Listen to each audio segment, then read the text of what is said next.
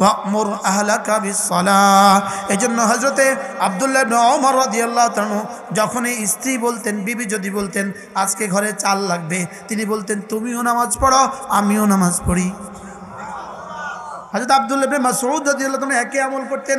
যখন এই বিবি বলতেন ঘরে কিছু লাগবে, সঙ্গে সঙ্গে তিনি বলতেন তুমিও নামাজ পড়ো আমিও নামাজ পড়ি। এবার ছাত্রীরা জিজ্ঞেস করলেন হযরত কিছু লাগলেই আপনি নামাজের কথা বলেন কেন? তিনি বলেন আল্লাহ তাআলা বলেন ওয়া'মুর আহলাকা বিস-সালাহ, তোমার প্রিয়জনকে নামাজের কথা বলো, ওয়াসতাবির আলাইহা, নিজেও নামাজ পড়ো, নাহনু নারযুকুক, আমি তোমাকে রিজিক দিব, আমি তোমাকে রিজিক দিব, নামাজ পড়ো, নামাজের কথা বলো, আমি তোমাকে রিজিক দিব। তাহলে রব যেন বলেন নামাজ পড়া আর নামাজের কথা বলা রিজিকের জন্য। তাহলে বোঝা গেছে আমাকে যখন বলে এটা আনো, আমি বলি নামাজ পড়ো, সুবহানাল্লাহ। কি হয় দেখেন, এখানে আসলেই বলবে আপনারা ওয়াজ শুনে কি লাভ, ওয়াজও শোনেন আবার চুরিও করেন। আমরা কে কে চুরি করি? চুরি আমরা না করি কোন না, আমারে বুঝান না, আমরা নি চুরি করছি তো মসজিদায় চুরির ওয়াজ করেন কীর্তেন। আমাদের মুফতি দাল অসব বড় সুন্দর বলে, এই মাত্র 10 কোটি টাকার চেকে, জাল চেকে সই করিয়াছে, 10 কোটি টাকা রাষ্ট্রের টেবিলের তলে দিয়ে লই আছে, মসজিদে আছে জুতা চুরি হয়েছে। এখন জুতা চুরি সভাপতি কই, এদিকে আসেন, খতিব সাহেব এদিকে আইয়েন, সব সহ্য হয়, জুতা চোর সহ্য হয় না। এই জুতা চোর কত চুরি করছে? আপনার 5,000 টাকা, কিন্তু উনি কত চুরি করিয়াছে? এবার কম তো দেখি, চোর কিন্তু আমার সহ্য হয় না। এই জন্য আমি বলি মসজিদে জুতা চোর ধরা পড়লে খবরদার মারবেন না, ওরা আদর করি 500 কাটিয়ে দিবেন। এই চোরের দেশে, এই চোরদের দেশে তুই বড় ভদ্র চোর, তুই শুধু একজনে চুরি করছ, তাও আবার জুতে।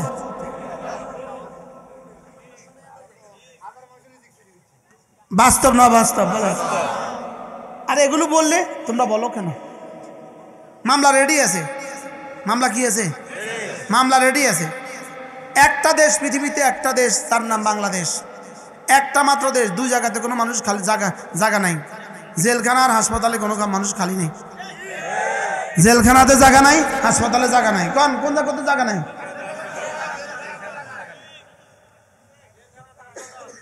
কয় জায়গা নাই, খালি নেই।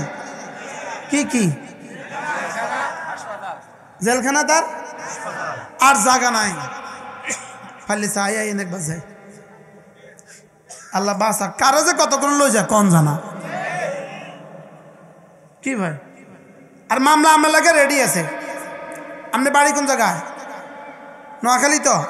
আমার লাগে মামলা রেডি আছে। ময়মনসিংহ, ভালুকা বাস স্ট্যান্ডে হামলার পরিকল্পনাকারী আপনি, ব্যাস 13 নম্বর আসামি আপনি। আপনি বলেন ইনশাআল্লাহ হাসরের ময়দানে দেখা হবে। আরে বলেন না ইনশাআল্লাহ, ইনশাআল্লাহ বলেন ইনশাআল্লাহ। আল্লাহ উম্মতে মুসলিমাকে বাঁচান, সকলে বলেন আমিন। আল্লাহ আমরা আর দেখতে চাই না, আল্লাহ আর জুলুম দেখতে চাই না, আল্লাহ আর দুর্নীতি দেখতে চাই না, আল্লাহ চুরি আর ডাকাতি দেখতে চাই না। বলেন চুরি আর ডাকাতি কি? আমরা এমন এক সমাজ চাই, আমরা এমন এক সমাজ চাই, বঙ্গভবন থেকে রান্নাঘর বেনামাজি মুক্ত সমাজ। আমরা কি চাই বলেন? বঙ্গভবন থেকে রান্নাঘর বেনামাজি মুক্ত বাংলাদেশ। বলেন বেনামাজি মুক্ত বাংলাদেশ, বেনামাজি মুক্ত বাংলাদেশ, গৌরব এবার বাংলাদেশ, বেনামাজি মুক্ত বাংলাদেশ।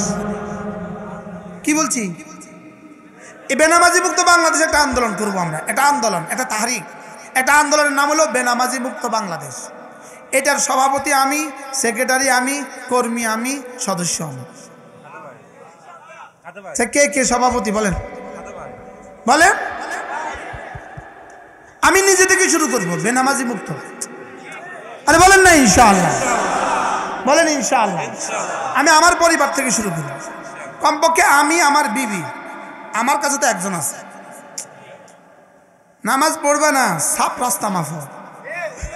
সাফ কি মাফো? এরপরে ছেলে মেয়েদেরকে নামাজ পড়বা না, বাইরে হও, রাস্তা ঘর থেকে বাইরে হও। وأمر أهلك بالصلاة واصطبر عليها لا نسألك رزقا نحن نرزقك والعاقبة للتقوى রব্বুল আলামিন বলেন আপনি নিজেও নামাজ পড়ুন এবং নামাজের কথা বলুন। সুবহানাল্লাহ। বলেন নামাজ পড়ুন এবং প্রিয়জনকে নামাজের কথা বলুন, ছেলেকে নামাজের কথা বলুন, স্ত্রীকে নামাজের কথা বলুন, মেয়েটাকে নামাজের কথা বলুন। ওয়া'মুর আহলাকা বিস-সালাহ। এজন্য হযরতে আব্দুল্লাহ ইবনে ওমর রাদিয়াল্লাহু তাআলা যখন এই স্ত্রী বলতেন, বিবি যদি বলতেন আজকে ঘরে চাল লাগবে, তিনি বলতেন তুমিও নামাজ পড়ো আমিও নামাজ পড়ি। হযরত আব্দুল্লাহ ইবনে মাসউদ রাদিয়াল্লাহু তাআলা একই আমল করতেন। যখন এই বিবি বলতেন ঘরে কিছু লাগবে, সঙ্গে সঙ্গে তিনি বলতেন তুমিও নামাজ পড়ো আমিও নামাজ পড়ি। এবার ছাত্রীরা জিজ্ঞেস করলেন হযরত কিছু লাগলেই আপনি নামাজের কথা বলেন কেন? তিনি বলেন আল্লাহ তাআলা বলেন ওয়া'মুর আহলাকা বিস-সালাহ, তোমার প্রিয়জনকে নামাজের কথা বলো, ওয়াসতাবির আলাইহা, নিজেও নামাজ পড়ো, নাহনু নারযুকুক, আমি তোমাকে রিজিক দিব, আমি তোমাকে রিজিক দিব। নামাজ পড়ো, নামাজের কথা বলো, আমি তোমাকে রিজিক দিব। তাহলে রব যেন বলেন নামাজ পড়া আর নামাজের কথা বলা রিজিকের জন্য। তাহলে বোঝা গেছে আমাকে যখন বলে এটা আনো, আমি বলি নামাজ পড়ো। সুবহানাল্লাহ। কি হয়? তাহলে নামাজ পড়বো তো ইনশাআল্লাহ। আচ্ছা, নামাজ যারা পড়ে না ওদের জীবন অনেক সুন্দর। যারা নামাজ পড়ে না ওদের জীবন অনেক সুন্দর, আর যারা নামাজ পড়ে তাদের জীবন অনেক খারাপ। আচ্ছা, তা আপনিই বলেন না, নামাজ না পড়ে তোমার কি কি লাভ হয়েছে, তুমি আমারে কও। হ্যাঁ, তাহলে আজ থেকে নামাজ পড়বো তো ইনশাআল্লাহ। বলেন ইনশাআল্লাহ।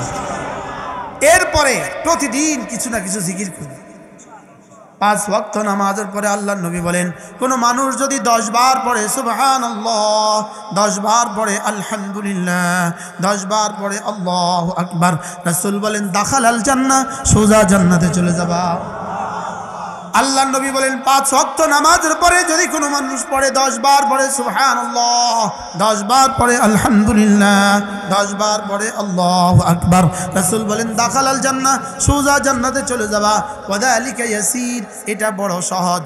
ওয়া মান ইয়ামাল বিহিমা কালিল, তবে করনেওয়ালা মানুষের সংখ্যা বড় অল্প।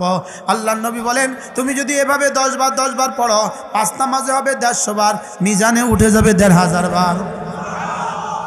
একদিনে যদি হয় 1500 বার, এক মাসে হবে 45,000 বার, এক বছর হবে 5,40,000 বার, 20 বছর হবে 1,40,00,000। আজ থেকে করবো তো। 7টা 5 বাজে, 7টা কত পড়েন সুবহানাল্লাহ, সুবহানাল্লাহ, সুবহানাল্লাহ, সুবহানাল্লাহ, সুবহানাল্লাহ, সুবহানাল্লাহ, সুবহানাল্লাহ, সুবহানাল্লাহ, সুবহানাল্লাহ, সুবহানাল্লাহ, আলহামদুলিল্লাহ, আলহামদুলিল্লাহ, আলহামদুলিল্লাহ, আলহামদুলিল্লাহ, আলহামদুলিল্লাহ, আলহামদুলিল্লাহ, আলহামদুলিল্লাহ, আলহামদুলিল্লাহ, আলহামদুলিল্লাহ, আলহামদুলিল্লাহ, আল্লাহু আকবার, আল্লাহু আকবার, আল্লাহু আকবার, আল্লাহু আকবার, আল্লাহু আকবার, আল্লাহু আকবার, আল্লাহু আকবার, আল্লাহু আকবার, আল্লাহু আকবার, আল্লাহু আকবার। 7টা 7 বাজে, 1 মিনিট হয়েছে, 1 মিনিট। 7টা এই 7 শুরু হয়ে গেছে। আমি বলি 1 মিনিটে জান্নাত, 1 মিনিটে জান্নাত, 1 মিনিটে জান্নাত, 1 মিনিটে জান্নাত। এই কয় মিনিটে জান্নাত? এখন কেউ কেউ সমালোচনা করবেন ইনি শুধু তসবির হুজুর, এতক্ষণ শুধু তসবির ওয়াজ নিয়ে করছি, আর কিছু করি না।